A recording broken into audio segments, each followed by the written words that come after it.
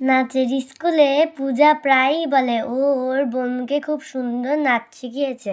আমি একবার ভাইকে নাচ শেখানোর চেষ্টা করে দেখব। এই ভাই, তুই কি তখন থেকে গাড়ি নিয়ে খসখস করছিস? আমার কথাটা শোন না, তুই আমার কাছে নাচ শিখবি রে? এ বাবা, ভাই তো এক কথাতেই না বলে দিল। এবার যে ওকে কি করে রাজি করাই? একটা বুদ্ধি এসেছে। ভাই তো চিপস খেতে খুব ভালোবাসে, তাই ওকে এক প্যাকেট চিপসের লোভ দেখিয়েই দেখি ও কি বলে। এ ভাই, শোন শোন, তুই যদি আমার কাছে নাচ শিখিস আমি তোকে এক প্যাকেট চিপস দেব। কি এবার আমার কাছে নাচ শিখবি তো? হ্যাঁ, আমি নাচ শিখবো। তাহলে চল চল আমরা নাচ শুরু করি। এ ভাই নে, এখন আমার মতন করে দাঁড়া আর পাটা আমার মতন কর। উফ বাবা, হাতটা যেরকম করলাম সেরকম হাত করবি। দিদি, তুই যেমন তেমন বলতিস, আমি কিন্তু তেমন তেমন করে নাচতি।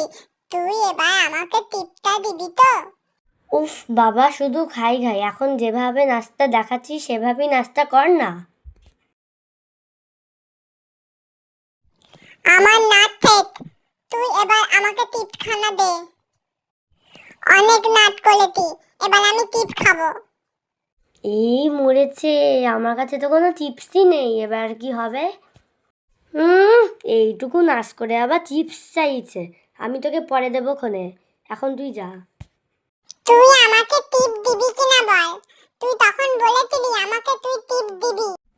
আরে বাবা, বলছি তো আমার কাছে চিপস নেই, আমি তোকে পরে দেবো। ও, তুই তাহলে আমাকে মিথ্যে কথা বলেছিলি যে তুই আমাকে টিপ দিবি? আর মিথ্যে কথা বলবি বল, আর মিথ্যে কথা এই বলে ছাড় ছাড়, ওমা দেখো ভাই আমাকে মারছে। গল্প কথা অ্যানিমেশন। গল্পটি ভালো লাগলে চ্যানেলটি অবশ্যই লাইক আর সাবস্ক্রাইব করুন।